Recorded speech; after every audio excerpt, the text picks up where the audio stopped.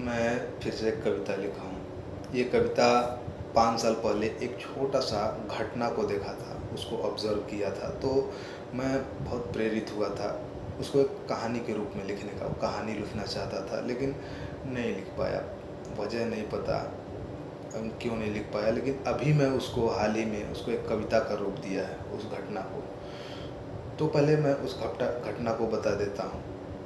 Actual में क्या हुआ था, मैं और मेरे 2 दोस्त आपस में ऐसे खड़े थे, आपस में ऐसे खड़े होके आपस में बातें कर रहे थे। एक 8 साल का लड़का, 8 साल का ही रहा होगा मेरे हिसाब से, वो भागता हुआ आया और हम लोगों के बीच में छिपने लगा ऐसे ही। दरअसल मुझे लगता है कोई और बच्चा उसको दौड़ा रहा था, तो आपस में खेल रहे थे वो लोग। मेरा दोस्त उसको लड़के को डाँटा और बोला, "ए चल भाग, तेरे बाप को बुलाऊँ क्या?" वो लड़का गाली दिया, बहुत भद्दा गाली दिया। हम लोगों को नहीं, हम में से किसी को भी गाली नहीं दिया।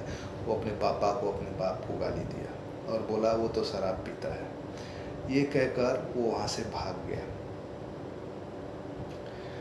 अब मैं इस घटना को थोड़ा और बारीकी से जब जानने की कोशिश किया, तो पता चला ये ज़्यादातर घरों में ये घटनाएँ हो रही हैं। शराब की वजह से अक्सर लड़ाई झगड़े हो रहे हैं घर में, और ये बच्चों पर हद से ज़्यादा प्रभाव डाल रहा था।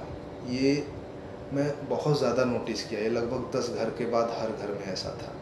और मैं जब ये नोटिस किया तो मैं उसको कहानी के रूप में एक कहानी लिखना चाहता था, लेकिन नहीं लिखा।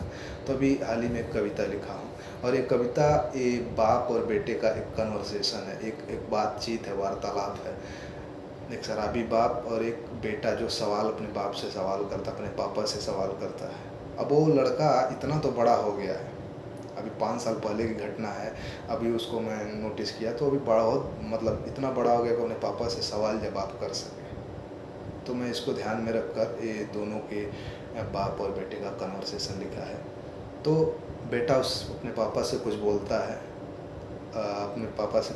है, तो उसका बाप, उसका शराबी पापा उसको बोलता है कि मैं अपने शर्तों पर जीता हूँ। वो शराबी बाप अपने बेटे को बोल रहा है, मैं अपने शर्तों पर जीता हूँ, मैं अपने दम पर पीता हूँ, मैं तेरा बाप हूँ, तो मुझे मत समझा, तू मेरा बाप है, ऐसा मत जता। तो अब लड़का बोलता है अपने बाप को कि तुम कहते हो कि तुम मेरे बाप हो, तुम कहते हो कि तुम मेरे बाप हो, पर तुम मेरे लिए सिर्फ अभिशाप हो। जब से होश संभाला है तुम्हें झगड़ते देखा है, इधर उधर राहों में गिरते पड़ते देखा है। सच कहता हूँ मुझे तुम्हारे साथ घुटन होती है, अपने दोस्तों से मुझे जलन होती है, क्योंकि उनके बाप अपने ज़िम्मेदारियों के प्रति सच्चे हैं, क्योंकि उनके बाप अपने ज़िम्मेदारियों के प्रति सच्चे हैं। उनके हाथ खाली हैं, पर वो बाप तुमसे तो अच्छे हैं।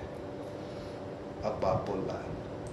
अब फिर बाप अपने बेटे को बोलता है, तू मुझे अपना अभिशाप मानता है, तू मुझे अपना अभिशाप मानता है, पर तू मेरे बारे में क्या जानता है?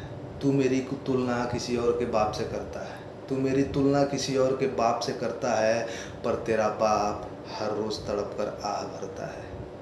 तू मेरी हर काम को मानता है खता, तू मेरी हर काम को मानता है खता, पर तेरा बाप हर रोज़ कितना है जला, तुझे क्या पता कि मैंने घुटन भरी आंसुओं को पिया है, तड़प कर ज़िल्लत भरी ज़िंदगी जिया है। अरे ये नशा तो मुझे सुकून देता है, ये नशा तो मुझे सुकून देता है, जीने के लिए जुनून देता है, ये हर दर्द गम को भुला देता है, ये मूर्छित इंसान को भी जिला देता है, ये दर्द से उबरने की हिम्मत लाता है, ये नशा दर्द से उबरने की हिम्मत लाता है, पीने वाला दिल खोल कर हाले दिल सुनाता है।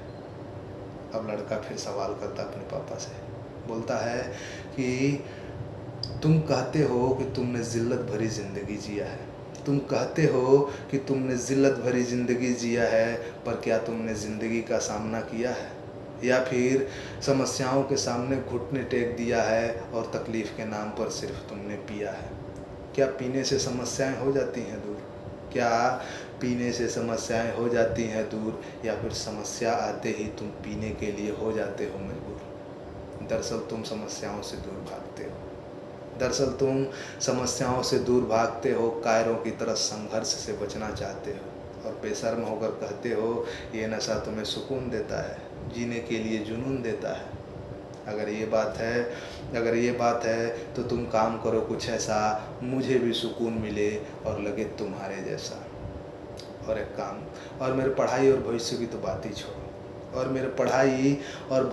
तो बात ही छोड़ो, एक काम करो मेरा भी इस नशे के साथ रिश्ता जोड़ो। और एक काम करो, माँ को भी